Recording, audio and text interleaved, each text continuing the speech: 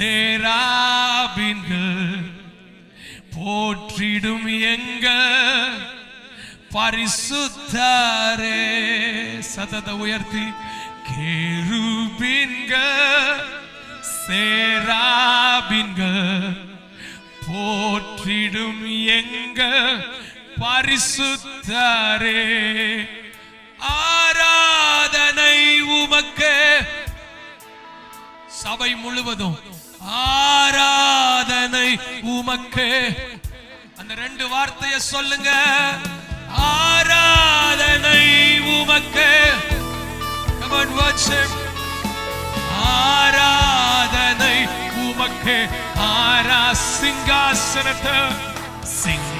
சிங்காசனத்தின் மேல் வீற்றிருக்கும் பரிசுத்தரே பரிசுத்தரே. Come on, worship. வீற்றிருக்கும் பரிசுத்தரே பரிசுத்தரே. ஆராதனை உமக்கு என் தெய்வமே, என் இயேசுவே. ஓ ஆராதனை உமக்கு. ஆராதனை ஆராதனை உமக்கு. ஆராதியும் அந்தமானவரே, ஆதியும் அந்தமும் மானவரே, அல்பா ஒமேகாவும். சொல்லுங்க அந்த வார்த்தைய. ஆதியும் அந்தமும் மானவரே, அல்பா ஒமேகாவும். சபை முழுவதும் ஆராதனை. ஆராதனை இயேசுயா. ஆராதனை glory இயேசுவே. ஆராதனை உமக்கே. ஆராதனை ஏழு குத்து விளக்கே மத்தியிலே உலாவிடும் பரிசுத்தரே. ஏழு குத்து விளக்கே மத்தியிலே உலாவிடும் எங்கள். நீங்க எல்லாம் சத்தமா. ஆராதனை உமக்கு. ஆராதனை உமக்கு இயேசுயா. ஆராதனை உமக்கு தெய்வமே. ஆராதனை சிங்காசனத்து சிங்கா.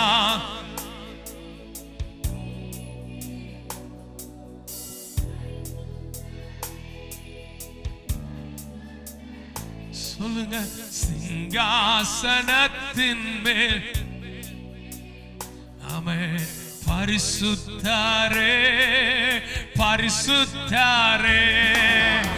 ஆராதனை. சபை முழுவதும் அந்த சத்தம் ஒலிக்கட்டும். ஆராதிக்கிறதுக்காகவே நம்மளை வடிவமைத்தாரே. ஆராதனை உமக்கே.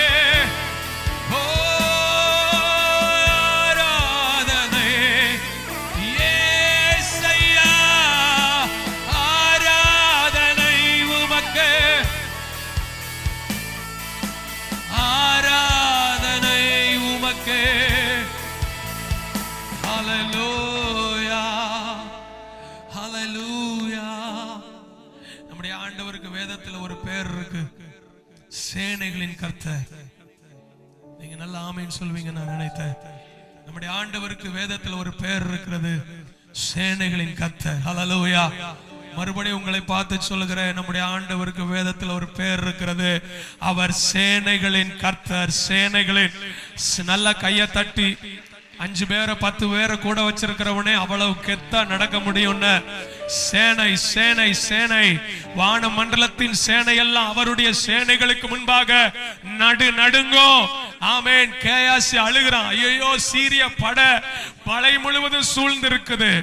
ஆமென். சிம்பிளா தீர்க்கதரிசி ஒரு ஜெபம், ஆண்டவரே இவன் பார்க்கட்டும், என் ஆண்டவர் யாருன்னு உனக்கு தெரியல, கண்ணை திறந்து பார்த்தா ஆமா அந்த மலை முழுவதும் அக்கினி மயமான ரதங்களும் குதிரை வீரர்களும் பரலோகத்தின் சேனை இறங்கி வந்திருந்தது. அசீரியாவின் பாளையத்துக்கு எதிர ஒரு தேவதூதனை அனுப்பினாரு. 180,000 பேர் கொண்ட சேனைய ஒரே ஒரு தேவதூதன் சங்கரித்து போட்டான். அல்லேலூயா. இன்னைக்கு இந்த காலை வேளையில் எத்தனை பேர் விசுவாசிக்கிறீங்க? நான் ஆராதிக்கிற தேவன் சாதாரணமானவர் அல்ல. ஆமென். அவர் மிக மிக மிக பெரியவர். அவர் சேனைகளின் கர்த்தர். ஹல்லேலூயா. அக்கினி உள்ளே வேகவில்லை,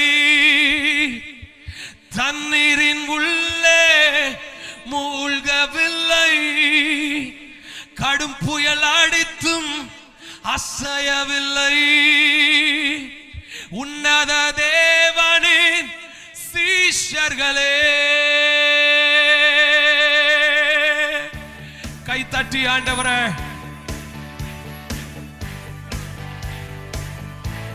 ஓ இயேசுவே, நீர் பெரியவர், சேனைகளின் கர்த்தர், நீர் பெரியவர். அக்கினி உள்ளே, அக்கினி உள்ளே வேகவில்லை, தண்ணீரின் உள்ளே மூழ்கவில்லை, கடும்புயல் அடித்தும் அசையவில்லை. உன்னத தேவனின் ஓ மேகம் போன்ற சாட்சிகளே, எம்மை முன் சென்ற சுத்தர்களே, பரலோகத்தின் வீதிகளில் எங்கள் ஓட்டத்தை இவ்வுலகென்னை சாத்தானின் சாதிகள் ஆமென் இவ்வுலகென்னை சாத்தானின் சாதிகள் வாழைக்காயிலே உங்கள் சாட்சியை நினைத்திடுவே, உங்கள் ஓட்டத்தை ஆமென் உங்கள் சாட்சி நினைத்திடுவே, உங்கள் ஓட்டத்தை. அக்கினி உள்ளே, அக்கினி உள்ளே வேகவில்லை, தண்ணீரின் உள்ளே ஆமென் கடும்புயல் அடித்தும் அசையவில்லை. உன்னத தேவனின் அக்கினி உள்ளே, அக்கினி உள்ளே வேகவில்லை, தண்ணீரின் உள்ளே கடும்புயல் அடித்தும் அசையவில்லை. உன்னத தேவ சீஷர்களே, முச்செடியே மோசேயே தேவ மகிமையை ஆமென் பார்வோனின் அரண்மா வாழ்க்கையையும் குப்பாயாய் எண்ணின ஆமென் நிம்தாயின் கூறலை கேட்கையிலே திறப்பின் வாசல் நின்றவனே, நிந்தாயின் கூறலை கேட்கையிலே திறப்பின் வாசல் நின்றவனே, உம்மை போல் நானும் மாறணுமே. இயேசுவே உம்மை போல் நானும் மகனுமே, அவரின் நண்பனாய் சொல்லுங்க. அக்கினி உள்ளே, அக்கினி உள்ளே தண்ணீரின் உள்ளே கடும்புயல் அடித்தோ ஆமென் உன்னத தேவனே. எல்லாரும் எழும்பி நிற்போமா? அக்கினி எல்லாரும் எழும்பி நின்று ஆராதிக்கலாம். ஓ தண்ணீரின் உள்ளே ஆமென் கடும்புயல் அடித்தும் அசையவில்லை. உன்னத தேவனின் சீஷர்களே, சுழற்காற்றின் எலியாவே ஜெசபேலை வென்றவனே, பாகாலை வெட்கப்படுத்தே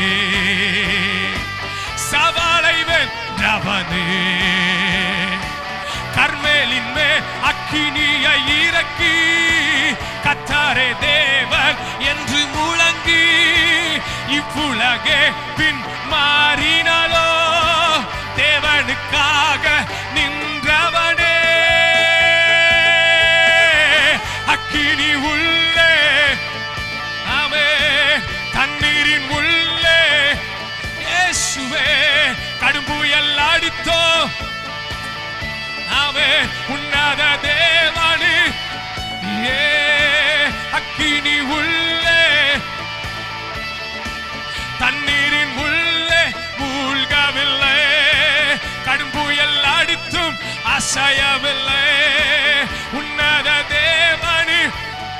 சுழல் காற்றின் எலியாவே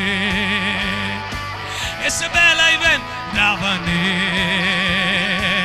பாகாலை வெட்கப்படுத்தி சவாலை வென்றவனே கர்மேலின் மேல் அக்கினியை இறக்கி கர்த்தரே தேவன் என்று முழங்கி இவ்வுலகே பின்மாறினாலோ தேவனுக்காக நின்றவனே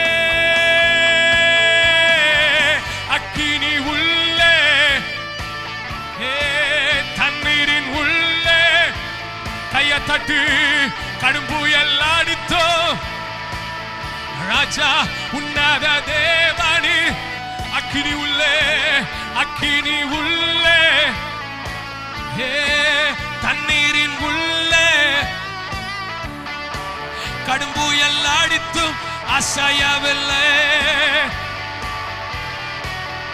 நல்ல வாயை திறந்து கேளுங்க. ஆண்டவரே, எலியாவுக்குள்ள இந்த வைராக்கியம் இந்த ஆராதனை எனக்கு வரட்டும்.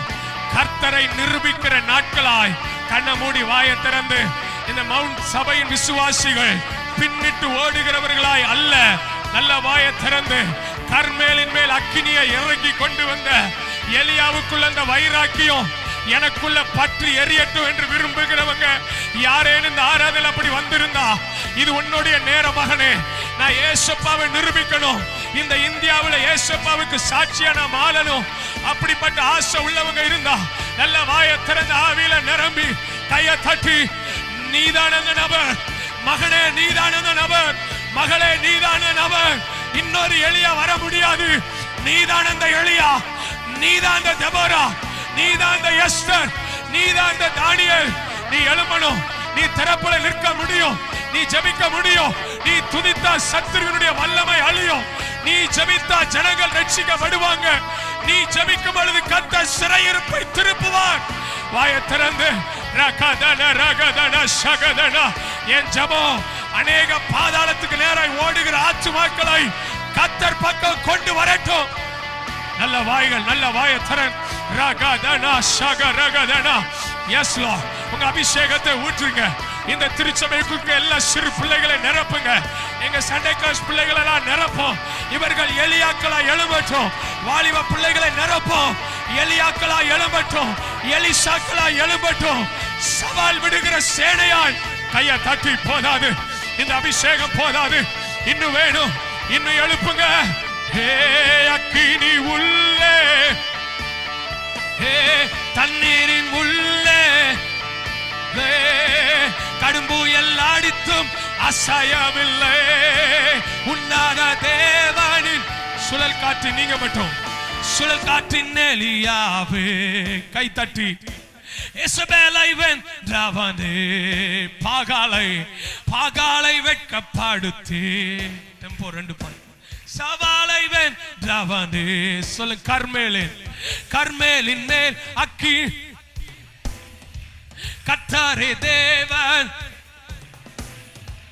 இவ்வுலகே பின்மாறினாலோ தேவனுக்காக நின்றவனே.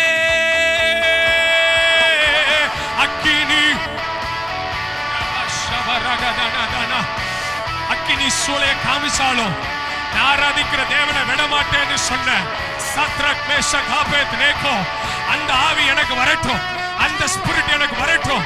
ஆராதனைக்காக எதையும் விடமாட்டேன். என் தேவனை தவிர வேற எதையும் ஆராதிக்க மாட்டேன். இந்த உலகத்தை ஆராதிக்க மாட்டேன், பணத்தை ஆராதிக்க மாட்டேன், என் பெருமை ஆராதிக்க மாட்டேன், மனுஷனை ஆராதிக்க மாட்டேன். வானத்தையும் பூமியும் படைத்த ஜீவனுள்ள தேவன், சர்வ வல்லமையுள்ள தேவன், எனக்காக கடைசி சொட்டு ரத்தத்தை சிந்தின என் ஆண்டவருக்காக என் ஆராதனை கொடுப்பேன் சொல்றவங்க நல்ல கையை தட்டி வாயை திறங்க. The precious anointing, ஒரு விலையேறப்பட்ட அபிஷேகம் சபையை நிரப்பட்டும். கையை தட்டி ஆவியில பலத்தோடு ஹல்லேலூயா. நல்ல ஒரு 1/2 நிமிஷமாவது கையை தட்டி நாங்க எழும்புவோம். எங்களுக்குள்ள இருக்கிற வைராக்கியம் இயேசுவுக்காக பற்றி எரியட்டும், பற்றி எரியட்டும். கண்ணை மூடி வேடிக்கை பார்க்காம எல்லாரும் கண்ணை மூடி ஆண்டவரை பார்த்து, ஆண்டவரே அந்த ஒரு வைராக்கியத்தை எனக்குள்ள தாரோ. ஹல்லேலூயா ஜீசஸ். இயேசுவின் பின்னே போக துணிந்தே, இயேசுவின் பின்னே போக துணிந்தே, இயேசுவின் பின்னோக்கே நான் பின்னோ, இயேசுவா பின்னோக்கே நான். உண்மையா ஏசப்பாவை ஆராதிக்கிறோங்கிற வார்த்தை எது தெரியுமா? ஆண்டவரே உங்களை நேசிக்கிறேன்னு சொல்றது அல்ல, உங்க மேல அன்பு கூறுகிறேன்னு சொல்றது அல்ல, காணிக்கை கொண்டு வந்திருக்கிறேன்னு சொல்றது அல்ல. எந்த ஒரு சபை உம்மை நான் பின்பற்றுவேன், உங்க சமூகத்தை விடமாட்டேன்னு சொல்றாங்களோ அந்த வார்த்தை தான் உண்மையான ஆராதனையின் வார்த்தைன்னு ஒத்துக்கொள்றவங்க இருந்தா கையை தட்டணும்னு சொல்ல வேண்டிய அவசியம் இல்லை. இந்த பாடல் வரிகளை மறுபடியும் ஒரு விசை பாடும் பொழுது ஒரு விலையேற பெற்ற தேவ அன்பின் பிரசனம் இந்த ஆராதனையில நம்மை நிரப்பட்டும். இயேசுவின் பின்னே போக துணிந்தே, இயேசுவின் சபை முழுவதும் போக துணிந்தே, இயேசுவின் கமான் சதத உயர் போக துணிந்தே, பின்னோக்கே நான் பின்னோக்கே நான். சொல்லுங்க, இதை விட அன்பான வார்த்தை வர எதுவுமே இருக்க முடியாது. சிலுவாயின் முன்னே உலகமென் பின்னே, சிலுவாயின் முன்னே உலகமென் பின்னே, சிலுவாயின் முன்னே உலகம் சதத உயர்த்து பின்னோக்கே நான் பின்னோக்கே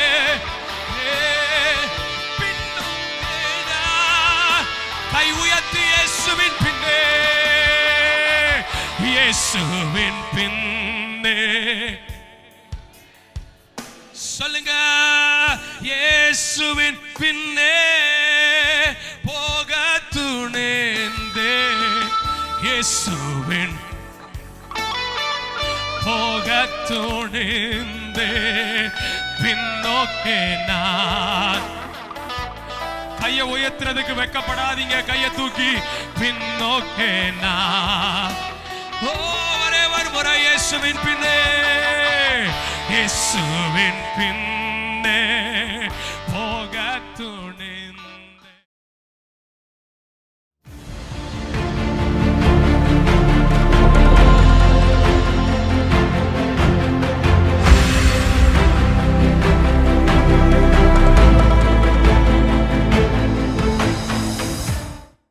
காக்கும் வல்ல மீட்பர் உண்டனக்கு, உண்டனக்கு, உண்டனக்கு.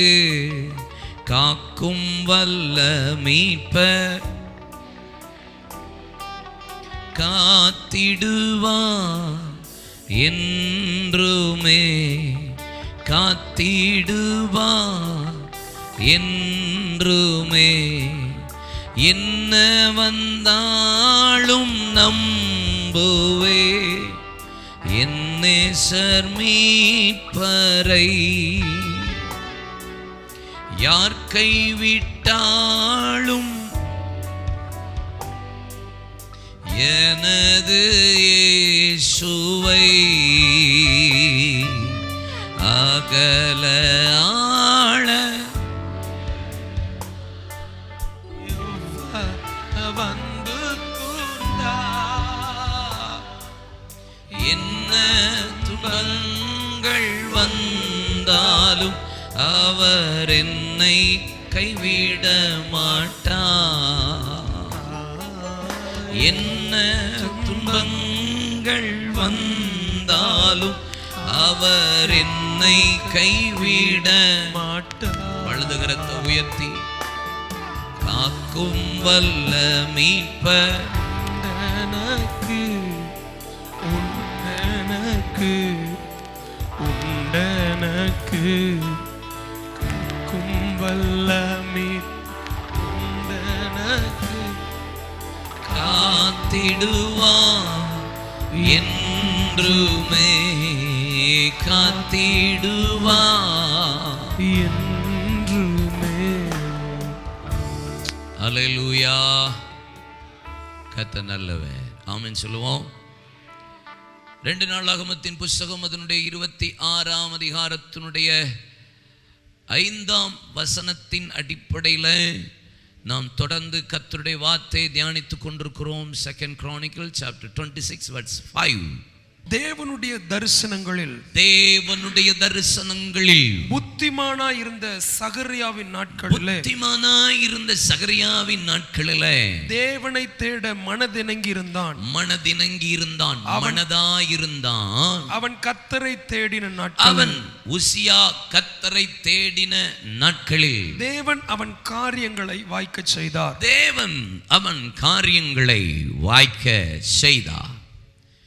தேவனை தேடின நாட்களிலே உசியாவின் காரியம் வாய்த்தது. இந்த மாதம் கர்த்தர் நம்முடைய சபைக்கு நமக்கு கொடுத்திருக்கிற வாக்குத்தத்தம், தேவனை தேடுகிற பிள்ளைகளுக்கு காரியம் வாய்க்கும். கர்த்தரை தேடுகிற ஜனங்கள் ஒருபோதும் வெட்கப்பட்டு போகிறது இல்லை. அவருடைய காரியத்தை ஆண்டவர் வாய்க்க பண்ணுவார். தேவனை எவ்வளவுக்கு அதிகமாய் நாம் தேடுகிறோமோ, அதிகாலை தேவனை தேடுகிற பிள்ளைகள், பகல்களில் தேவ சமூகத்தை நாடுகிற பிள்ளைகள், ராக்காலங்களில் தேவ சமூகத்தை தேடுகிற பிள்ளைகள், அவருடைய காரியங்களை கர்த்தர் வாய்க்க பண்ணுவார். ஜபத்தில் மாத்திரம்தானா? அது மாத்திரமல்ல, தேவனுக்கு அடுத்த காரியங்களில் தேவனுக்கு பிரியமானதை செய்ய நாடும் போதெல்லாம் கர்த்தருடைய காரியங்களை தேவன் வாய்க்க பண்ணுகிற ஆண்டவராய் இருக்கிறார். எப்பொழுதெல்லாம் கர்த்தருடைய கரத்தில் நிற்கிற பிள்ளைகளுக்கு காரியம் வாய்த்தது என்று முதல் நாளிலே பரிசுத்த ஆவியானவர் நம்மோடு பேசினார். ஒன்று, தேவனை தேடும் போது. 2வது, அபிஷேகம் நமக்குள்ள இருக்கும்போது காரியம் வாய்க்கும். அங்கே எசேக்கியா அணையை கட்டி தாவீதின் நகரத்திற்கு பாய்கிறதற்கு அவன் செயல்பட்ட போது அவன் காரியத்தை கர்த்தர் வாய்க்க பண்ணினார். வார்த்தை வேதம் சொல்லுகிறது. யோசுவா 1:8, சங்கீதம் 1ஆம் அதிகாரம் 1-3 வசனம்.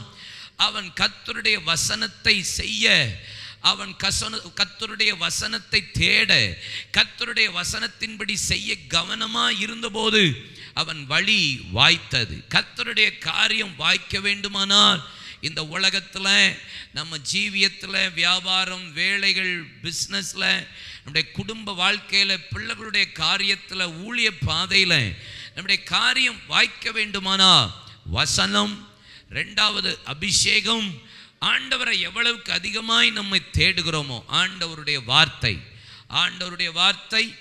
அபிஷேகம், 3வது கர்த்தருடைய அழைப்பு பற்றுகிறவனுக்கு காரியம் வாய்க்கும் என்று வேதத்தை வாசித்தோம், தியானித்தோம். 2வதாக மௌனமாய் இருந்தபோது எலியேசர் கர்த்தர் காரியத்தை வாய்க்க பண்ணுவாரோ வாய்க்க பண்ண மாட்டாரோ என்று செய்யும்படி பார்க்கிறதற்கு அவன் மௌனமாக இருந்தான். எவ்வளவுக்கு எவ்வளோ மௌனமாக இருக்கிறோமோ கர்த்தர் காரியம் வாய்க்கும். வளவளன் பேச கூடாது என்று போன வாரம் தியானித்தோம். எங்கே பேசணுமோ அங்கே பேசணும். பேசுகிறதுக்கு ஒரு காலம் உண்டு, மௌனமாக இருக்க ஒரு காலம் உண்டு. இதை தொடர்ந்து நம்ம தியானிக்க போகிறோம். இன்னைக்கு என்ன வார்த்தை என் இருதயத்தில் ஆண்டவர் போட்ட ஒரு வேத பகுதி அதுதான். 2 நாளாகமும் 26ஆம் அதிகாரத்தின் 5ஆம் வசனத்திலேயே சொல்லப்பட்டிருக்கிறது. தேவனுடைய தரிசனங்களில் புத்திமானாய் இருந்த சகரியாவின் நாட்களில் தேவனை தேட மனதியங்கி இருந்தான். மனதார ஆசைப்பட்டானா, ஆசையா கர்த்தரை தேடினானா. எப்போ தேவனை தேடினா காரியம் வாய்க்கும். எந்த காலத்தில் தேவன் அதிகமாக தேடினானா? சகரியாவின் நாட்களில். தீர்க்கதரிசி சகரியாவின் நாட்களிலே தேவனை தேட மனது எங்கியிருந்தான். மனது ரொம்ப ஆசையா இருந்துச்சான். அப்ப சில ஆட்களை வச்சுதான் கர்த்தரை தேடுறதுக்கு நமக்கு முடியுது. சில ஆட்கள் நிமித்தம், சில தேவ மனிதர்கள் நிமித்தம், சிலரை பார்க்கும்போதே நமக்கு கர்த்தரை தேடணும்னு ஆசை வரும். ஃபாதரை பார்த்துருக்கீங்களா? வந்து மைக்க பிடிச்ச உடனே பாடணுன்னே ஆசை வரும். தூய அப்படிம்பார், முடிஞ்சது. அவர் சஸ்டைன் பண்ணும்போதே நமக்குள்ள பல ஆவி உள்ள வேலை பார்க்கும். பார்த்துருக்கீங்களா? மேசியா செல்வகுமார் கல்யாணத்துக்கு போயிருந்தேன். 5000-6000 பேர் கூட்டம் வந்திருந்தது. நான் ஊழியக்காரர்கள் ஏரியாவில் இருந்தேன். அப்போ 2-3 பேர் பாட்டு பாடினாங்க. பாடிக்கிட்டு இருக்கும்போதும் இந்த கல்யாண வீடு பார்த்தீங்களா, என்னதான் ஊழியக்காரன் கல்யாணம்னாலும் கல்யாண வீட்டில் சலசலப்பு இல்லாமல் இருக்குமா? வாயை அடைக்கவே முடியாது இந்த குறுப்புகள் வாயை. அன்னைக்கு தான் பேசணும்னு நினச்சி வேகமாக பேசுவாங்க. அதில் அப்படி சலசலப்பாக இருக்குது. 2-3 பேர் பாட்டு முடிச்சிட்டாங்க. Time for worship our beloved father Berchmans அப்படின்னு சொல்லி கூப்பிட்டாங்க பாருங்க. மைக்கை தான் பிடிச்சாரு. தூய ஆவியே, ஒரு வார்த்தை தான் சொன்னார். அந்த இடமே அமைதி ஆயிட்டு. அப்படியே பென் ட்ராப் சைலண்ட். எங்களுக்கெல்லாம் அப்படியே மயங்கிட்டோம். கடந்த நாட்கள் நம்ம சர்ச்சுக்கு ஃபாதர் வந்தாங்க. ஆமாம், ரொம்ப சந்தோஷமாக இருந்துச்சு. சபைக்கு வந்து நம்மளை ஆசீர்வதித்து ஒரு 15 நிமிஷம் 20 நிமிஷம் நம்ம கூட டைம் ஸ்பெண்ட் பண்ணிட்டு போனாங்க. வந்து ஒரு பாட்டு தான், இடைவிடா நன்றி உமக்கு தானே. இந்த இடத்துல யாருமே இல்லை, நாங்கள் ஒரு 10 பேர் தான் இருந்திருப்போம். அந்த மகிமை அப்படி மூடியது. அப்போ சில ஆட்கள், சிலருக்கு தேவன் கொடுத்த அழைப்பு இருக்கு பார்த்தீங்களா, அந்த அழைப்பில் அவங்கள பார்த்தாலே நமக்கு ஏதோ செய்யும். நான் மோகன் சி அண்ணனை நான் இது வரைக்கும் இப்போ ரொம்ப எவ்வளோ க்ளோஸாக இருக்கிறோம். பேர்ம பொருளாக்கெல்லாம் மோகனை வந்து பேசும்போதெல்லாம் நான் தூரத்துலேருந்து வாயை பிளந்துட்டு பார்ப்போம். ஆமாம், நான் அப்போ கூட அண்ணனை பார்த்ததில்லை. பார்த்தா ரசிக்கப்பட்ட அந்த சமயத்துலலாம் மீட்டிங்லாம் போனது கிடையாது. அதுக்கப்புறம் தான் பேர்ம பொருளா போனோம். அப்போல்லாம் கேசட்டில் தானே கேட்போம், சிடி கிடையாது. 60 கேசட்டு. திருப்பத்தூர் உபவாச ஜபத்தில் பேசின பிரசங்கெல்லாம் வாக்மேனில் போட்டு காதில் வச்சு திருப்பி திருப்பி கேட்பேன். ஜபமே 45 நிமிஷம் இருக்கும். இப்படி ஒரு தேவ மனிதனா, இப்படி ஜபிக்கிற ஒரு மனுஷன் உண்டா? போட்டால தான் அவரை பார்க்குறேன், எப்போ பார்க்க போகிறேன் இவரை அப்படின்னு ஒரு ஏக்கம் எனக்குள்ள இருந்தது, அவரை பார்க்காமலே இருந்த காலத்தில். அப்புறம் நேரில் பேர்ம பொருளால் அப்படியே மீட்டிங்கில் பார்க்கும்போது இருதையெல்லாம் என்ன மனுஷன் அப்படி இருந்தது. அகஸ்டின் அண்ணனை பார்க்கும்போது ஒரு மிஷனரி பாரம் வந்தது. மோகனனை பார்க்கும்போது வைராக்கியம் வந்தது. அகஸ்டின் அண்ணனை பார்க்கும்போது மிஷனரி பாரம் வந்தது. இப்படி ஒரு மனுஷனா அப்படின்னு. டிஜிஎஸ் அங்கில் பார்க்கும்போது தகப்பனா, இப்படி ஒரு தகப்பனா அப்படின்னு ஒரு அப்படி வந்துச்சு. அவர் பேசும்போதே மகிமை இருந்தது. அப்போ ஒவ்வொரு கர்த்தருடைய தாசர்கள் இந்த காலகட்டத்திலும் பல தெய்வ மனிதர்களை கர்த்தர் எழுப்பியிருக்கிறதற்காக ஸ்தோத்திரம். ஆனா இப்ப சில பேரை பார்க்கும்போது கோபம் வருது. கோபம் கல்லை கொண்டு எரிஞ்சிடலாமான்னு கூட வருது. அந்த அளவுக்கு ஊழியக்காரன் மேடையில் நின்று பேசுறத பார்த்தா அவ்வளவு கோபம் வருது. அவன் இஷ்டத்துக்கு பேசுறதும் பாடுறதும் ஆராதிக்கிறத பார்த்து. ஆனா அந்த நாட்களில் சகரியாவ நாட்களில் உசியாவுக்கு எப்படி வந்துச்சான்? தேவனை தேடணும்னு ஆசை வந்துச்சான். கர்த்தரை தேடணும்னு ஒரு ஆசை வந்துச்சு. என்னப்பா, சகரியாவை பார்க்கும் போதெல்லாம் அவனுக்கு தேவனை தேடுற ஆசை, கர்த்தரை தேடுற ஆசை. சில ஆராதனைக்கு ஆலயத்துக்குள்ள போனாலே தேவ சமூகத்தை தேடணும்னு ஒரு ஆசை வரும், அங்கே போகணும்னு ஒரு வாஞ்சை வரும்.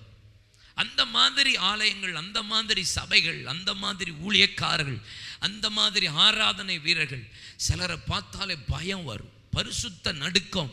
சில தேவ மனிதர்களை பார்த்தாலே நமக்குள்ள வரும். அவங்கள பார்த்தாலே ஒரு பரிசுத்த நடுக்கம் வரும். ஐயோ நம்ம தப்பு பண்ணி சிலர் என்ற சொல்லியிருக்கிறாங்க. சில தேவ மனிதர்களை நான் போகவே மாட்டேன். நம்ம சர்ச்சுக்கு ஒருத்தர் என்கிட்ட சொன்னார், ஒரு மீட்டிங் நம்ம சபையில் நடந்துச்சு. அவர் வந்த அன்னைக்கு ஏன் வரல அப்படின்னா, பயமாக இருக்குது, கூப்பிட்டு ஏதாவது நம்மளை பார்த்து சொல்லிட்டாருன்னா பயமாக இருக்குல்ல அப்படின்றாரு. நம்மளை பற்றி உண்மையை உடைச்சிட்டாருன்னா அப்போ அவரை குறித்த ஒரு பயம் இருக்கு. ஏன்னா அவர் ஒரு பெரிய பரிசுத்தவான், தீர்க்கதரிசி, அவருக்குள்ள வார்த்தை இருக்கிறது என்கிற ஒரு பயம், நடுக்கம் இருக்கிறாரு. எதையாவது நம்மளை பார்த்து சொல்லிடுவாங்களோ அப்படிங்கிற எண்ணம் இருக்கு. ஒவ்வொரு மனிதனுக்கும் தேவன் கொடுத்த அழைப்பு நிமித்தம் அவர்களை தேவன் தேடுற விதத்தை ஜனங்கள் ஆண்டவர் பக்கம் தேவனை தேடுறது தெரியப்படுகிறாரு. இங்க உசியாவுக்கு எப்படி இருந்துச்சா, சகரியாவின் நாட்களில் தேவனை தேட மனது எங்கி இருந்தான், மனசு ரொம்ப ஆசையா இருந்துச்சு. அப்ப கர்த்தரை தேடுனா அதனால அவன் காரியம் வாய்த்தது. உங்க காரியம் வாய்க்கணும்னா சரியான ஆட்களோடைய ஃபெல்லோஷிப் ரொம்ப முக்கியம். என்ன தேவை? நீங்க கர்த்தர்கிட்ட வளரணும்னா ரைட் ஃபெல்லோஷிப் தேவை. நீங்க கர்த்தர்கிட்ட எழும்பணும்னா ரைட் ஃபெல்லோஷிப் தேவை. அப்போ சகரியாவை பார்த்த உடனே உசியாவுக்கு கர்த்தரை தேட வேண்டும் என்கிற வாஞ்சையும் விருப்பமும் அவனுக்குள்ளே இருந்தது. ஓகே, அப்போ சகரியாவை இன்னைக்கு நான் உங்களோட மத்தியில் பேச விரும்புகிறேன். பைபிளில் சகரியா, எத்தனை சகரியா இருக்கிறார்கள் என்று வாசித்தால் பழைய ஏற்பாட்டில் மாத்திரம் ஏறக்குறைய 12 சகரியாக்களை குறித்து வேதத்தில் சொல்லப்பட்டிருக்கிறார். 12 சகரியாக்கள். புதிய ஏற்பாட்டில் ஒரே ஒரு சகரியா, யோவான் ஸ்நானகனுடைய தகப்பனார், நல்ல ஒரு ஆசாரியன். 12 சகரியாக்களை குறித்து வேதத்தில் சொல்லப்பட்டிருக்கிறது. ஆக்சுவலி அதில் 12 + 2 அப்படின்னு சேர்த்துக்கோங்க, 14 சகரியா. அதில் 2 சகரியாவில் ஒன்று சகரியா புத்தகத்தை எழுத தீர்க்கதரிசியான சகரியா. இன்னொன்று சகரியா யார் என்றால் ஒரு ஆசாரியன். அது 2 நாளாகமத்தின் புஸ்தகம், அதனுடைய 24ஆம் அதிகாரத்தினுடைய 20 - 22 வசனம் வரைக்கும் நீங்கள் வாசித்து பார்ப்பீர்களானால் இந்த ஆசாரியனாகிய சகரியாவின் மீது கர்த்தருடைய ஆவி இறங்கியது. இவன் யார் என்றால் யோய்தாவின் குமாரனாகிய சகரியா. இவன் பர்ஃபெக்டா ஆசாரியன். he is not a prophet. இவன் தீர்க்கதரிசி அல்ல, ஒரு ஆசாரியன். தீர்க்கதரிசியாக அழைக்கப்பட்டவர்கள் வேறு, தீர்க்க தரிசன ஆவியின் வரத்தை பெற்றவர்கள் வேறு. தீர்க்க தரிசனம் வர வேற, தீர்க்கதரிசியாக அழைக்கப்பட்டவர்கள் வேறு. நான் இன்னைக்கு காலையில், நேற்று இரவு படுக்கும் போதும் அதிகமாக ஜெபித்த ஒரு வார்த்தை, மவுண்ட் சர்ச்சில் தீர்க்க தரிசன வரத்தை ஊற்றுங்க, தீர்க்கதரிசியை எழுப்பித்தாங்கன்னு ஜெபம் பண்ணேன். ரொம்ப ஜெபம் பண்ணேன், ஆசையாக கேட்டுகிட்டே இருக்கிறேன். நம்ம அதுக்கு முடிவில் ஜெபிக்க போகிறோம். அப்போ 14 தீர்க்கதரிசிகள் பழைய ஏற்பாட்டில் சகரியா என்று சொல்லப்பட்டிருக்கிறது. அதில் தீர்க்கதரிசிகள் உண்டு, ஆசாரியர்கள் உண்டு, லேவியர்கள் உண்டு, அந்தந்த காலகட்டத்தில் குடும்ப தலைவன் உண்டு. அது மாத்திரமல்ல, யெரொபெயாமின் குமாரனாகிய சகரியா, ஒரு ராஜாவும் உண்டு. அதில் யெரொபெயாமின் குமாரன், சாலமோனுடைய சந்ததி. யெரொபெயாமின் குமாரன் இந்த சகரியா இருக்கிறதுல இந்த ஒஸ்ட் ராஜா. மனாசேக்கு எவ்வளோ ஒஸ்டாக இருந்தானோ அதே போல இவனும் மோசமான ராஜாக்களில் ஒருவன் இந்த சகரியா. அப்போ புதிய ஏற்பாட்டில் ஒரு சகரியா, பழைய ஏற்பாட்டில் 14 சகரியா. சகரியா என்றால் என்ன அர்த்தம்? யாவே, அவர், Jehovah, the Lord has remembered, கர்த்தர் நினைவு கூறுகிறார். யாவே ரிமெம்பர், கர்த்தர் என்னை நினைவு கூறுகிறார் என்று அர்த்தம். சகரியா என்றால் the Lord has remembered, கர்த்தர் என்னை நினைவு கூறுகிறார், என்ன நினைக்கிறார் அப்படிங்கிறது இந்த சகரியாவுடைய அர்த்தம். அப்போ சகரியா, எத்தனை சகரியா இருக்கிறார்கள்? 14 பழைய ஏற்பாடு. புதிய ஏற்பாட்டில் 1 ராஜா உண்டு, ஆசாரியர்கள் உண்டு, குடும்ப தலைவர்கள் உண்டு, லேவியர்கள் உண்டு, சின்ன தீர்க்கதரிசிகள் உண்டு. தீர்க்கதரிசியான ஒரு பெரிய தீர்க்கதரிசி சகரியாவின் தீர்க்க தரிசன புஸ்தகத்தை எழுதின தீர்க்க தரிசன புஸ்தகத்தில் சொல்லப்பட்ட தீர்க்கதரிசி பெராக்கியாவின் மகனாகிய சகரியா. அவன் அப்பா பேர் யாரு? பெராக்கியாவு. அவருடைய தாத்தா பேர் என்ன தெரியுமா? இத்தோவின் மகனாகிய சகரியா. இத்தோவின் மகனாகிய சகரியான் இருக்கும். தாத்தா பேரையும் சொல்லப்பட்டிருக்கும், அப்பா பேரையும் சொல்லப்பட்டிருக்கிறார். சரி, அப்ப சகரியா அப்படின்னா கர்த்தர் என்னை நினைவு கூறுகிறார். அப்ப இந்த சகரியாவின் நாட்களில தான் உசியாவுக்கு ரொம்ப ஆசையா இருந்துச்சான். தேவனை தேடுறதுக்கு, தேவன் மீது பற்றுதலா இருக்கிறதற்கு ரொம்ப ஆசையா இருந்தது என்று சொல்லப்பட்டிருக்கிறார். அப்போ ஒரு தீர்க்கதரிசி நிமித்தம் காரியம் என்ன செய்யும்? கேட்கல, தீர்க்கதரிசி நிமித்தம் காரியம் வாய்க்கும். ஒரு தீர்க்கதரிசி நிமித்தம் காரியத்தை கர்த்தர் வாய்க்க பண்ணுவார். நீதிமொழிகள் 29ஆம் அதிகாரம் 18ஆம் வசனத்தை வாசித்து பாருங்கள். தீர்க்க தரிசனம் இல்லாத இடத்துல ஜனங்கள் சீர்கெட்டு போவார்கள். வேதத்தை காக்கிறவனோ பாக்கியவான். அப்ப தீர்க்க தரிசனம் வெரி இம்பார்ட்டன்ட். தீர்க்க தரிசனம் இல்லாத இடத்துல ஜனங்கள் சீர்கெட்டு போகிறதற்கு அங்கு ஏதுவா இருக்கும் என்று சொல்லப்பட்டிருக்கிறது. இயேசு தீர்க்கதரிசியை குறித்து சொல்லும்போது மத்தேயு 10ஆம் அதிகாரத்தினுடைய 41ஆம் வசனத்தில் வாசித்தால், தீர்க்கதரிசி என்னும் நாமத்தின் நிமித்தம் தீர்க்கதரிசியை ஏற்றுக்கொள்ளுகிறவனுக்கு அந்த தீர்க்கதரிசிக்குரிய பலனை கர்த்தர் தருவார். காரியத்தை கர்த்தர் கைகூடி வர பண்ணுவார். அப்போ உசியா தீர்க்கதரிசி என்னும் நாமத்தின் நிமித்தம் சகரியாவை ஏற்றுக்கொண்டதுனால தான் அந்த நாமத்தின் நிமித்தம் அவனுக்கு என்ன கிடைச்சது? பலன் கிடைத்தது. காரியத்தை கர்த்தர் வாய்க்க பண்ணி இருக்கிறார். அப்ப தீர்க்கதரிசி இம்பார்ட்டன்ட். தீர்க்க தரிசனம் இல்லாத இடத்துல ஜனங்கள் சீர்கெட்டு போவார்கள் என்று போடப்பட்டிருக்கிறார். யோவேல் தீர்க்க தரிசனம் 2ஆம் அதிகாரத்தினுடைய 25ஆம் வசனத்திலிருந்தும் அங்கே அப்போஸ்தலர் 2ஆம் அதிகாரம் 17-18 வசனத்தை நீங்கள் வாசித்தால், பெந்தேகோஸ்தே நாட்களிலே தேவன் ஆவியை ஊற்றும் போது என்னென்ன நடக்கும் என்பதை யோவேல் தீர்க்கதரிசி சொன்னதை அங்கே அப்போஸ்தலர் 2:17-18 வாசிக்க கேட்போமா? கடைசி நாட்களில் நான் மாம்சமான யாவர் மேலும், பாரபட்சமே இல்லை, ஊழியக்காரன், ஊழியக்காரி, சிறு பிள்ளைகள், பெரியோர்கள், வாலிபர்கள், முதியோர்கள், கன்னிகைகள் எல்லார் மீதும் என் ஆவியை நான் ஊற்றுவேன். அப்பொழுது உங்கள் குமாரரும் உங்கள் குமாரத்திகளும் தீர்க்க தரிசனம் சொல்லுவார்கள். எங்க பிள்ளைகள் எல்லாம் மவுண்ட் சர்ச்சில் கர்த்தருடைய ஆவியானவர் ஊற்றப்படுகிற காலம் வருகிறது. எங்க பிள்ளைகளை கண்டு கர்த்தர் தீர்க்க தரிசனத்தை உரைக்க பண்ணும்படியாக தேவன் சில தீர்க்க தரிசன வரத்தையும் தீர்க்க தரிசிகளையும் கர்த்தர் நம் சபையில எழுப்புவாரானால், தீர்க்க தரிசி என்ற நாமத்து நிமித்தம் தீர்க்க தரிசியை ஏற்றுக்கொள்ளுகிறவன் அதற்குரிய பலனை அடைகிறது போல இந்த காலை வேளையில கர்த்தருடைய ஆவியானவர் காரியத்தை கைகூடி வர பண்ணுவாராக. அல்லேலூயா. 1 கொரிந்தியர் 12ஆம் அதிகாரம் 28ஆம் வசனம். 1 Corinthians chapter 12 verse 28. தேவனானவர் சபையில முதலாவது அப்போஸ்தலர், சர்ச்சில் சபையில முதலாவது அப்போஸ்தலர்கள். அப்போஸ்தலருடைய வேலை என்ன? அனுப்பப்பட்டவன் என்ற அர்த்தம். அப்போஸ்தலர்கள் என்றால் என்ன? அனுப்பப்பட்டவன், மறுரூபமாக்கப்பட்டவன், பரிபூரணப்பட்டவன், புதுப்பிக்கப்பட்டவன், உருவாக்க கற்றுக் கொடுக்கிறவன், உருவாக்க வேண்டுகிறவன். அப்படின்னா என்ன? இந்த அப்போஸ்தலன் வெளியே புறப்பட்டு போயிட்டே இருக்கணும். போய் ஊழியத்தை செய்யணும், சபையை திடப்படுத்தணும், விசுவாசிகளை தைரியப்படுத்தணும், ஊழியர்களை உற்சாகப்படுத்தணும். அவன் தான் அப்போஸ்தலனை கர்த்தர் சபையில தெரிந்து கொண்டார். இரண்டாவதாவது தீர்க்கதரிசிகளையும். செகண்ட் மினிஸ்ட்ரி சர்ச்சில் என்னது சொல்லுங்க. அப்போ சபை காரியத்தை கர்த்தர் சீக்கிரம் 2022 ஆத்துமா கைகூடி வர பண்ணணும்னா மவுண்ட் சர்ச்சில் நான் விசுவாசத்தோடு ஜெபிக்கிறேன், தீர்க்கதரிசிகள் எழும்பி ஆகணும். சீக்கிரம் காரியம் கைக்கூடி வரணும்னா, சபையில தேவ பிள்ளைகளுடைய காரியம் கைக்கூடி வரணும்னா சபையில தீர்க்க தரிசன ஆவி ஊற்றப்பட்டே ஆகணும். தீர்க்க தரிசன வரம் எழும்பியே ஆகணும். தீர்க்க தரிசிகளை சிலரை கர்த்தர் எழுப்பியே ஆகணும். ஆமென் சொல்லுங்க.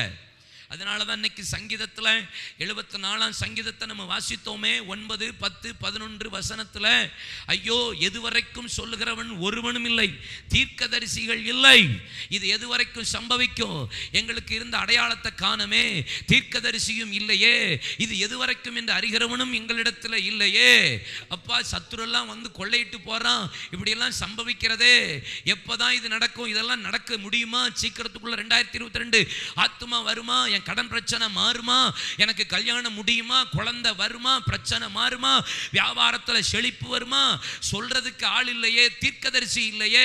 எப்பதான் என் கண்ணீர் மாறும்? எப்பதான் என் காரியம் கைகூடி வரும்? அப்ப வேதத்தில் சொல்லப்பட்டபடி நமக்கு சபையில யார் தேவை? தீர்க்க தரிசனம் தேவை, தீர்க்கதரிசி தேவை. தீர்க்க தரிசனம் இல்லாத இடத்துல ஜனங்கள் சீர்கெட்டு. அப்ப தீர்க்க தரிசனம் தேவை. தீர்க்க தரிசனம் இருந்தா காரியத்தை கர்த்தர் என்ன செய்வார்? 1 கொரிந்தியர் 14:1 அன்பை நாடுங்கள், அன்பை நாடுங்கள், ஞான வரங்களையும் விரும்புங்கள், விசேஷமாய் தீர்க்க தரிசன வரத்தை விரும்புங்கள். பவுல் சொல்லும்போது பேலன்ஸ்டா தான் பேசுவார். நம்ம ஒரு பாயிண்ட் ஆஃப் வியூல மட்டும் நம்ம எடுக்க கூடாது.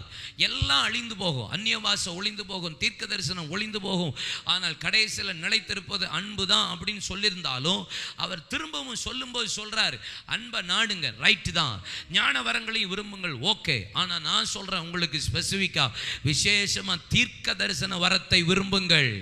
உங்க ஆசை எது மேல இருக்கணுமா? தீர்க்க தரிசனம் வரும். எதுக்கு சொல்றாரு? 3ஆம் வசனம் சொல்லுகிற, இல்ல 3ஆம் வசனம் வேண்டாம், 22ஆம் வசனம் வாசிப்போம்.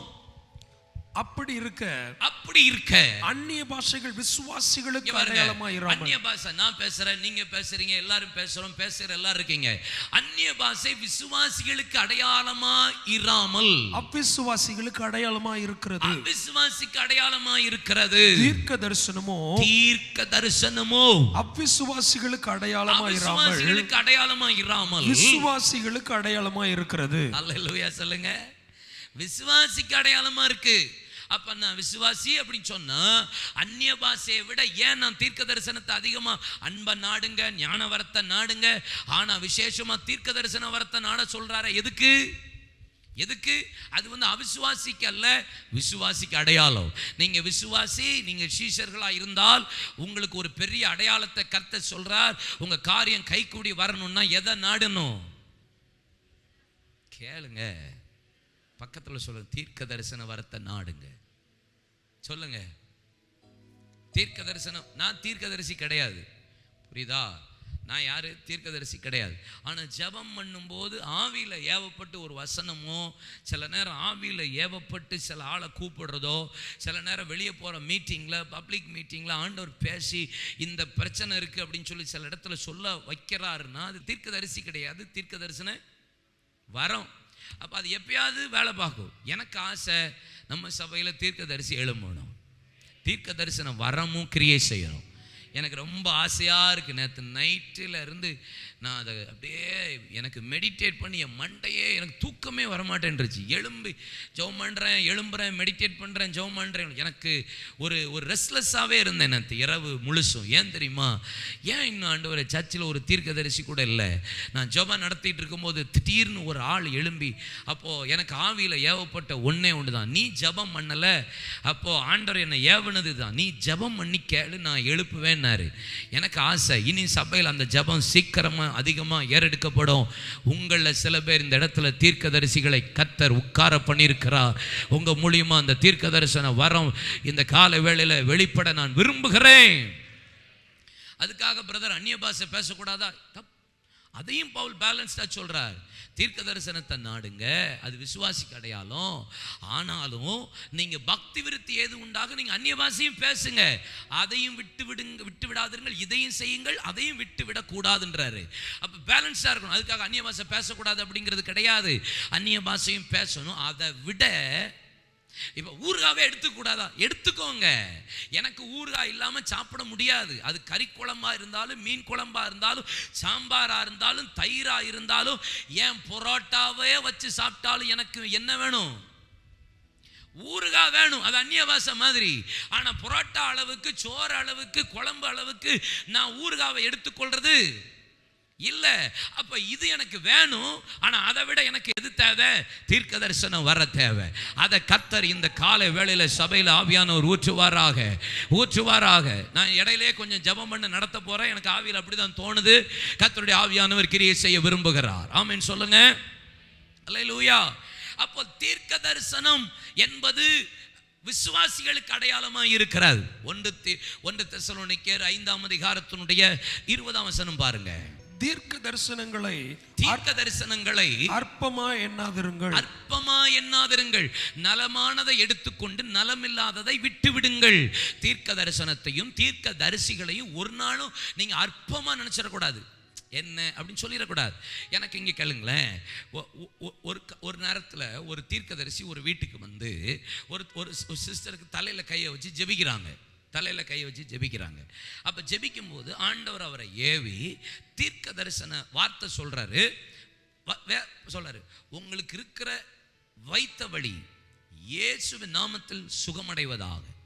வைத்த வழியினால் வர்ற போராட்டம் இயேசுவின் நாமத்தில் சுகமடைவதாக. ஜெபம் முடிஞ்சிருச்சு. ஆஃப்டர் ஊழியக்காரர் போயாச்சு. அவங்க சொல்ல எனக்கு வைத்த வழியே கிடையாதுன்றாங்க. என்ன கிடையாது? வைத்த வழியே கிடையாது. ஆனா அவர் சொல்றாரு. அப்போ அவர் யாரு? கல்ல? அப்படி இல்லை. சம்டைம்ஸ் என்ன நடக்கணும், தீர்க்க தரிசனத்தில் பல டிபார்ட்மெண்ட் இருக்கு, பல இடங்கள் இருக்கு. அடுத்த ஒரு கொஞ்ச காலத்திலேயே, கொஞ்ச நாட்கள்லேயே அந்த சகோதரிக்கு என்ன வந்துருச்சு? அப்போ பின்னாடி வர்றதை முன்னக்கூட்டி ஆண்டவர் சொல்லி அதுக்காக ஜெபிக்க வைக்கிறார். அந்த ஜெபம் ஏறெடுக்கப்பட்டதுனால தான் அவங்க ரொம்ப பாதிக்கப்படலை. அவங்க லைட் அந்த வைத்த வலி வேதனை அப்போ அவங்களுக்கு என்ன செய்யுது? டயக்னைஸ் பண்றாங்க. ஓ, இதுக்கு தான் கர்த்தர் பேசியிருக்கிறார். அப்போ வருகிறதற்கு முன்பாக ஒரு காரியத்தை சொல்லும்போது நம்ம மனதில் எப்படி தோணும்? அது அற்பமாக தான் தோணும். ஐயோ என்ன சொல்றாங்க இவங்க, நமக்கு தான் இது கிடையாது. இல்லை இல்லை, நான் உங்களுக்கு முந்தி சொல்லியிருக்கேன். எனக்கு ஒருத்தர் சொல்றாரு, காலையில் ஜெபத்தை விட்டுறாதீங்க அப்படின்றார். ஒருத்தர் சொல்லிட்டு போறாரு, நான் கொஞ்ச நாள்லயே நானும் ஜெபிக்கிறேன், நான் காலையில் எழுந்து ஜெபிக்கிறேன்னு வாயை திறந்து வாயில வாந்தி எடுத்து சொல்லிட்டேன். ஆனா கொஞ்ச நாள் என்னால் ஜெபிக்கவே முடியல. அப்போ ஏன் சொல்றாரு? நான் அதுல பலவீனப்பட்டுருவேன், உன்னை பிசாசு அதுல தாக்க போகுது, காலை ஜெபத்துல உன்னை தூங்க வைக்க போகிறான். இதுதான் தீர்க்கதரிசியினுடைய வேலை. அப்ப நடக்காத ஒரு காரியத்தை ஆண்டவர் ஒரு தேவ மனிதனுக்கு வெளிப்படுத்தி தீர்க்க தரிசனம் சொல்லும் போது அட் டைம் உங்களுக்கு என்ன தெரியும்? ஒண்ணுமே இல்லை, என் வாழ்க்கையில் இதெல்லாம் இல்லை. ஏன் சொல்லப்ப கள்ள தீர்க்க தரிசனம் நினைப்பீங்க? அது கிடையாது. அது நடக்க போது அதை ரிசீவ் பண்ணி அதுக்காக ஸ்தோத்திரம் பண்ணி ஜெபம் பண்ணணும். அதனாலதான் தீர்க்க தரிசனத்தையும் தீர்க்கதரிசிகளையும் அற்பமா எண்ணாதிருங்கள், நலமானதை எடுத்துக்கொண்டு நலமில்லாததை விட்டுவிடுங்க. இதுவும் ஒரு பாட்டு.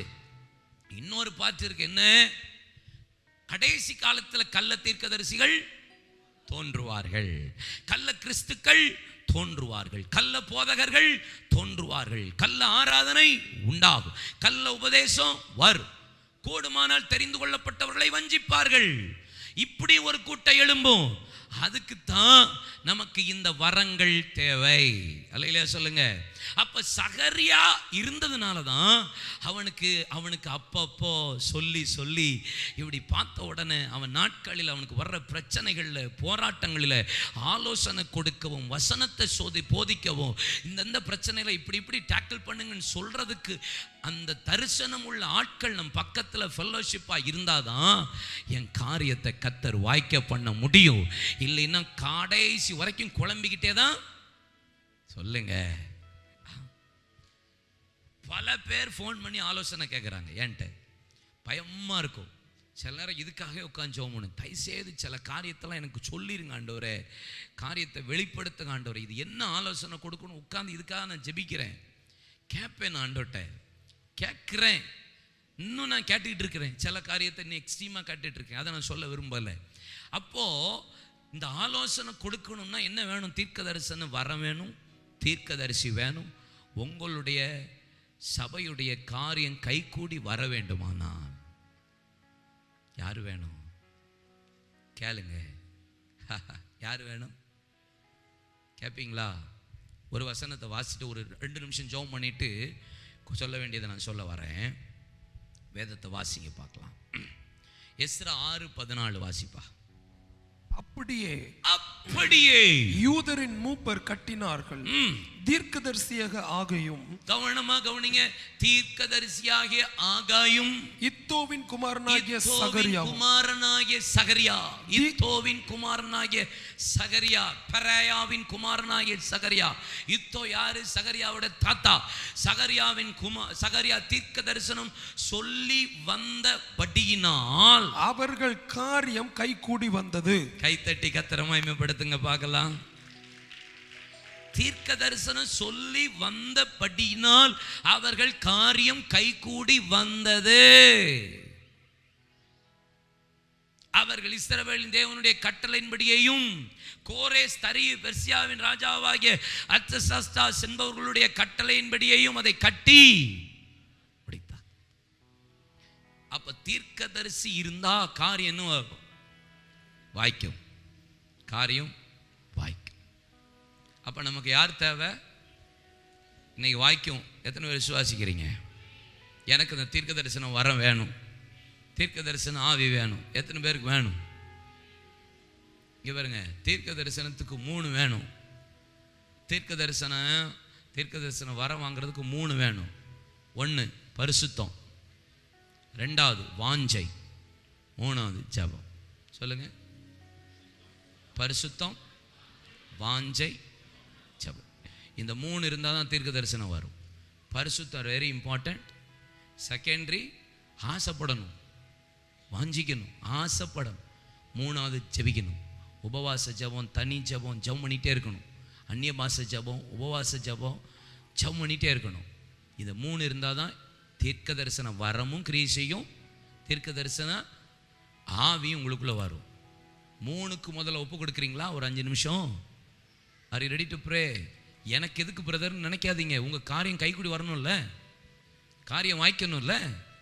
எப்போ வாய்க்கும்? எத்தனை காலம் தீர்க்க தரிசிக்கிட்டே தேடுவீங்க? உங்களுக்குள்ள தீர்க்க தரிசனம் வர இருந்துச்சுன்னா நீங்கள் ஜெபம் பண்ணும்போது ஆவியானவர் உங்கள் வரத்தை கிளப்பி நீங்கள் உடனே கர்த்தர் பேசுகிறாரு. உங்கள் மனைவிக்கு நீங்கள் பேச முடியும், புருஷனுக்கு பேச முடியும், பிள்ளைகளுக்கு பேச முடியும், உங்கள் வியாபாரத்துக்கு பேச முடியும், உங்கள் ஊழியத்துக்கு பேச முடியும், எதிர்காலத்தை குறித்து பேச முடியும். என்ன வேணும்? பரிசுத்தம். 2வது, 3வது என்னென்ன ஜெபம்லாம்? உபவாச ஜெபம், அந்நிய பாஷை ஜெபம், தனி ஜெபம். இந்த 3 இருக்கணும். கூட்டு ஜெபத்தில் தீர்க்க தரிசனம் வரம் வாங்க முடியாது. எப்பயாவது கிரியை செய்யும் டக்குன்னு.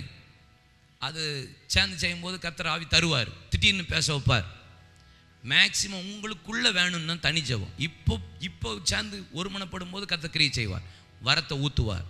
நான் விசுவாசிக்கிறேன் இப்போ ஆண்டவர் பேசுவார்னு நான் நம்புகிறேன். உங்கள் மூலியமாக உங்கள் கூட்டத்துக்குள்ளே இருந்து கர்த்தர் பேசுவார்னு விசுவாசிக்கிறேன்.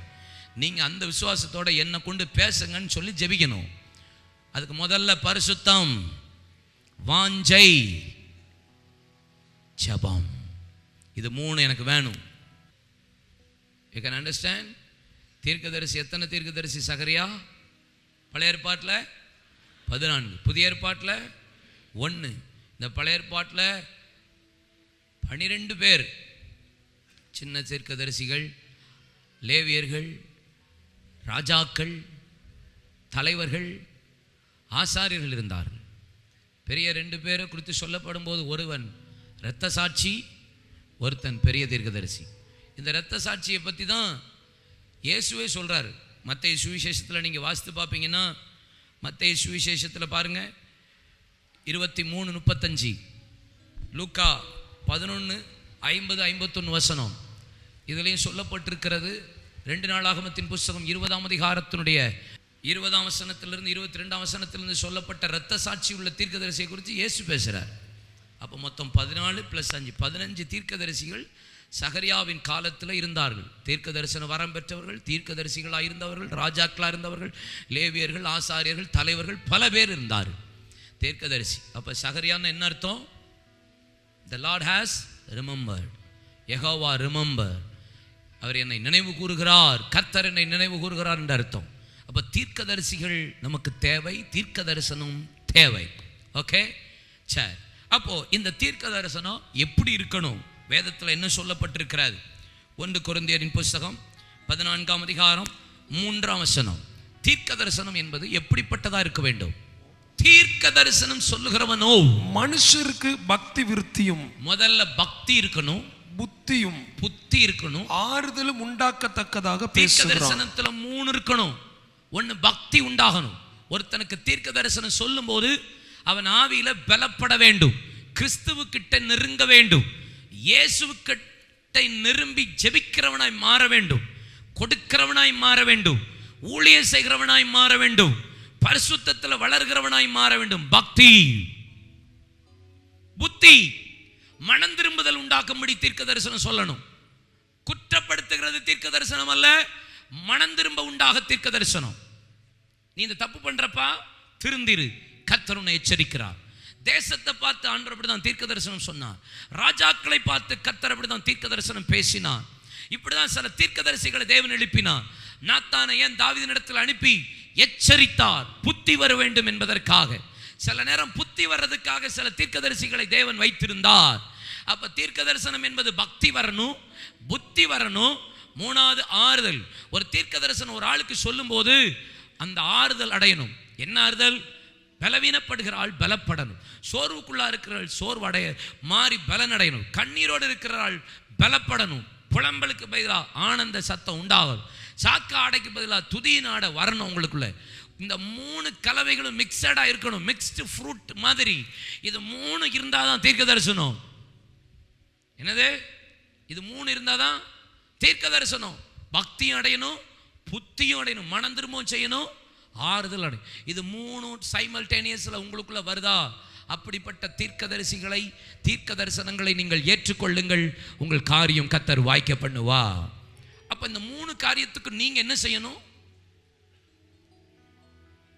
ஒப்பு கொடுக்கணும். பக்தி அடைய ஒப்பு கொடுக்கணும், புத்தி சொன்னா கேட்கணும், ஆறுதல் வந்தா ஏற்றுக்கொள்றீங்கல்ல, அது மட்டும் முடிக்குது. கர்த்தர் உன்னை தேற்றுவாராக. மிதக்கிற மாதிரியே இருக்கும். கர்த்தர் உன்னை வாழாக்காமல் தலையாக்க. இன்று அப்படின்னு பால் தினகரன் பேசினார்னா, இன்று அப்படின்னா போதும், முடிஞ்சது. நம்மால் 7 அடி 8 அடி மேலே ஏறிடுவான். ஆறுதல் மட்டும்தான் சில ஆளுக்கு பிடிக்குது. கண்ணீரை துடைப்பார், கண்ணீரெல்லாம் துடைப்பார். ஆறுதல் தேவைதான், அது எல்லா காலத்துக்கும் தேவை. ஆறுதல் பண்ணிக்கிட்டே இருந்தால் அந்த ஆள் புத்தியும் அடையாது, பக்தியும் அடையாது.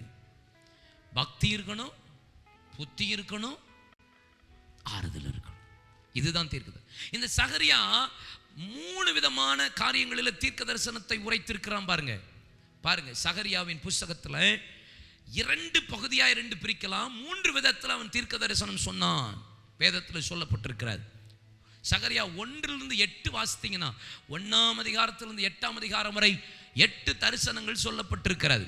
சகரியாவின் புஸ்தகத்தில் 1-8 அதிகாரம் வாசித்தா 8 தரிசனங்கள். 9 14 வசனத்தை வாசித்தீங்கன்னா மேசியா யூதாவை மறுபடியும் கொண்டு வருவது. அப்போ இதுல மனம் திரும்புதல் இருக்கு, ஆறுதல் இருக்கு, அப்போ பக்தி இருக்கு. இந்த 2 கான்செப்ட்ல தான் அவர் தீர்க்க தரிசனம் உரைத்தார்.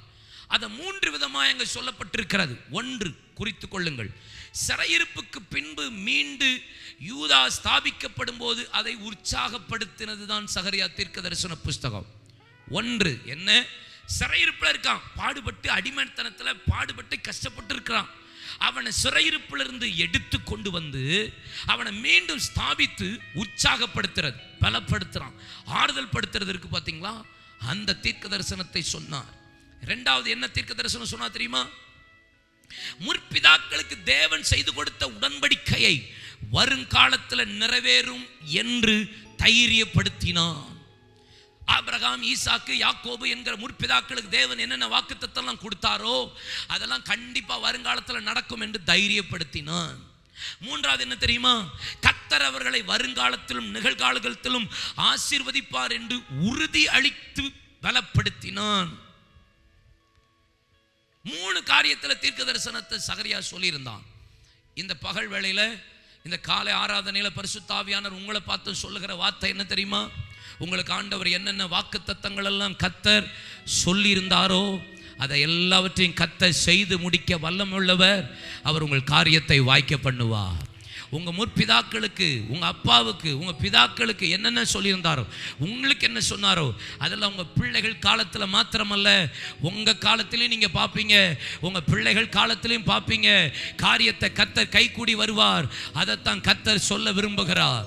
3வது வேதம் சொல்லுகிறது, என்னென்ன சிறையிருப்பு, என்னென்ன போராட்டம், என்னென்ன காரியத்திலிருந்து இன்னும் விடுதலை இல்லாமல் இருக்கிறீர்களோ கர்த்தர் உங்களை விடுவித்து உங்களை கர்த்தர் தைரியப்படுத்துகிறார், உங்களை கர்த்தர் உற்சாகப்படுத்துகிறார். தேவன் உங்களை பலப்படுத்தி காரியத்தை கைகூடி வர பண்ணுவார். ஆமென் சொல்லுங்க.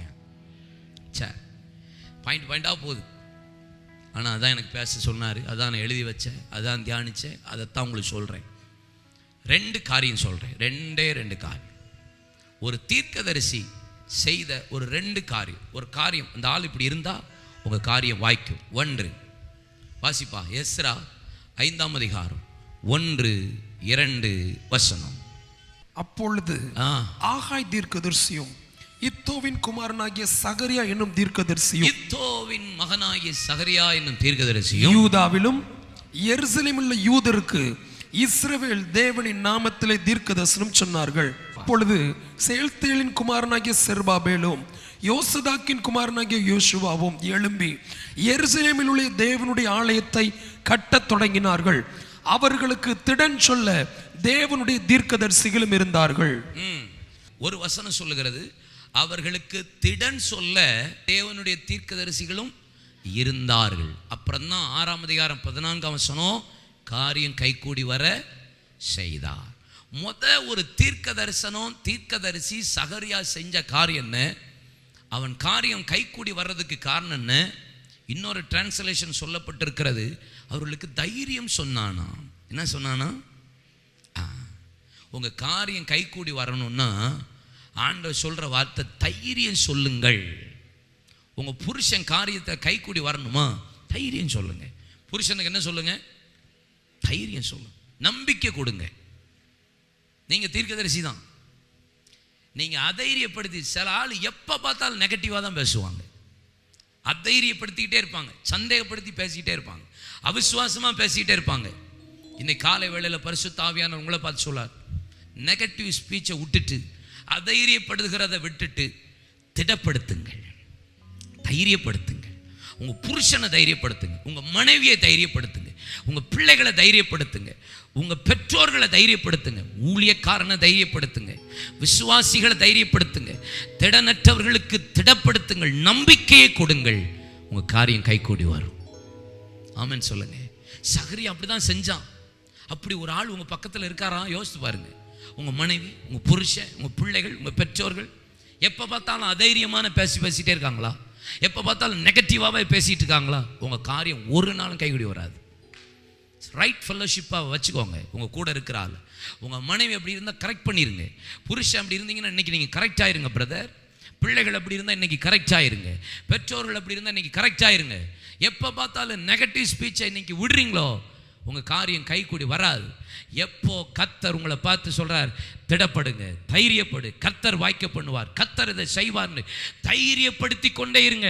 இப்ப பார்க்கறதில்ல, இனி பார்க்க போற காரியம் பெருசா இருக்க போகிறது. இப்ப காண்கிறதல்ல, இனி நடக்க போறது பெருசா இருக்கிறது.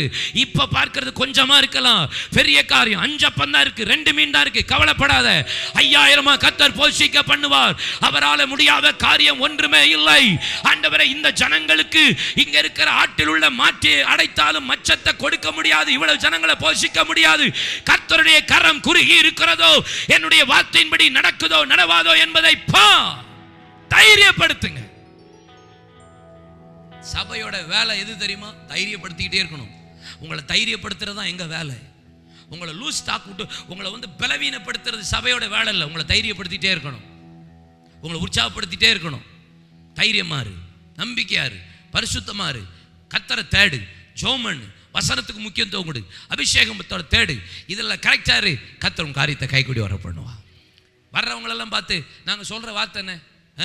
ஒன்றும் நடக்காதுப்பா அப்படி தான் சொல்கிறோம். எது வந்தாலும் ஒன்றும் நடக்காது போ அப்படி தான் சொல்கிறோம். ஏன்?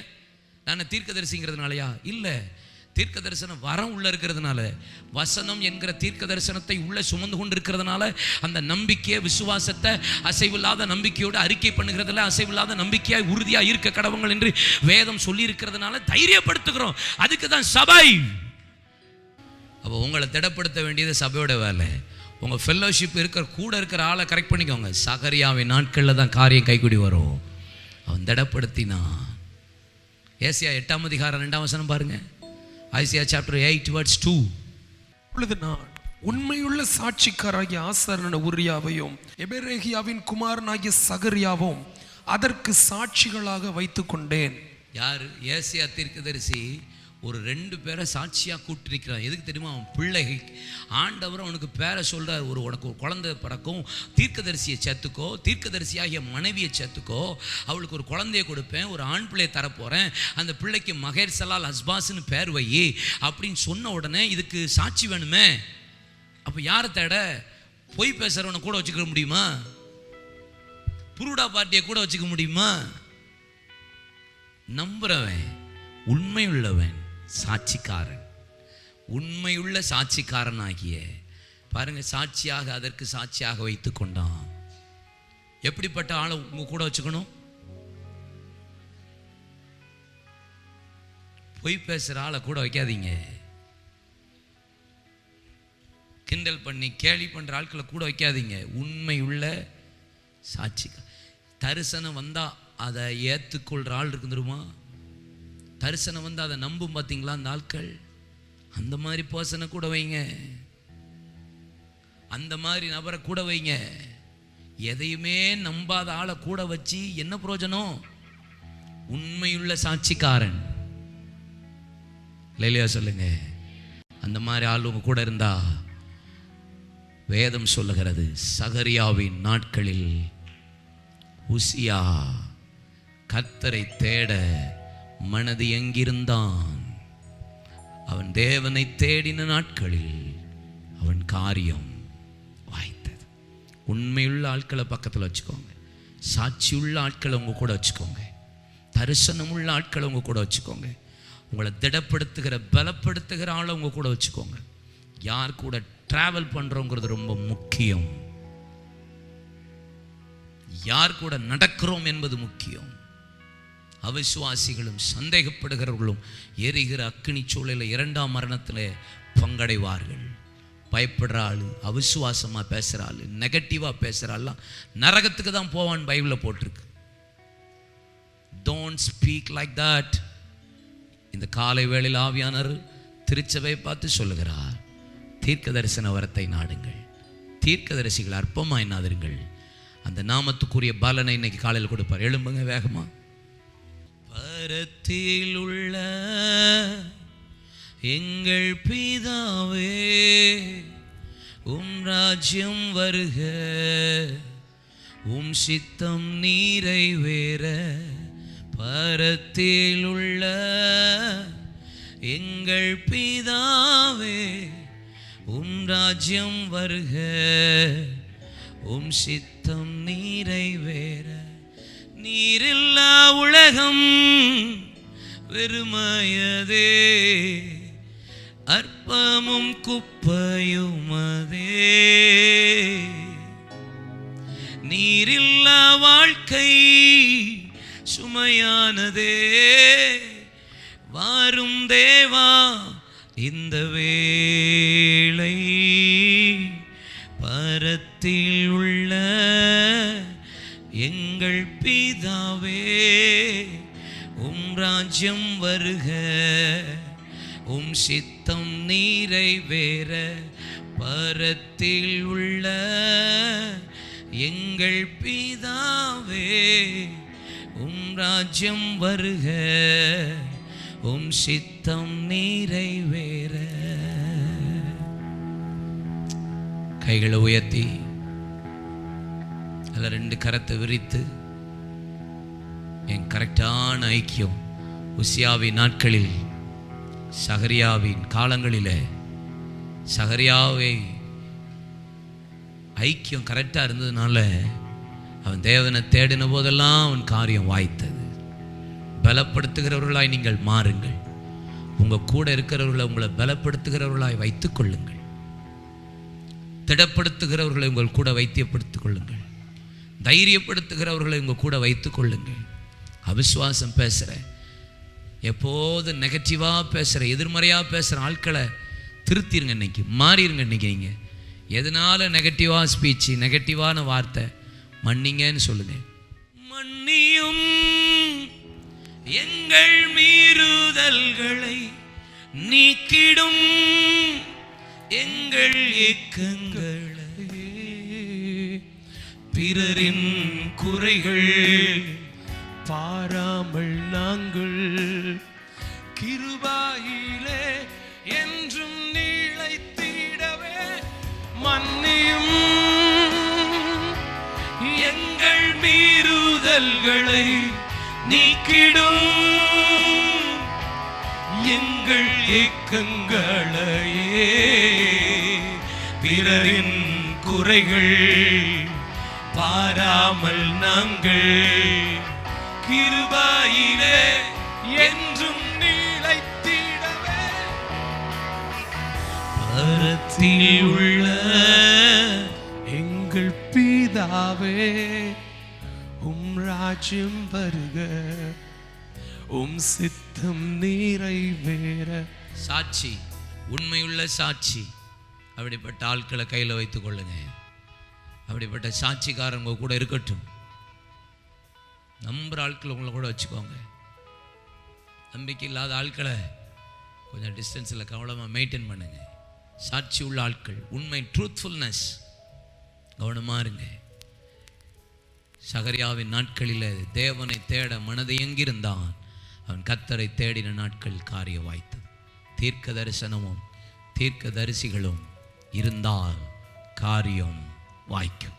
இந்த காலை வேளையில் நம்முடைய பிள்ளைகளின் காரியம் வாய்ப்பதாக இயேசு கிறிஸ்துவின் நாமத்தில் ஆசீர்வதித்து ஜெபிக்கிறேன் எங்கள் அன்பின் பிதாவே. என் ஆத்துமாவே கர்த்தரை ஸ்தோத்திரம், என் முழு உள்ளமே என் ஆத்துமாவே கர்த்தர் செய்த சகல பாரங்களையும் மறவாதே. ஆமென்.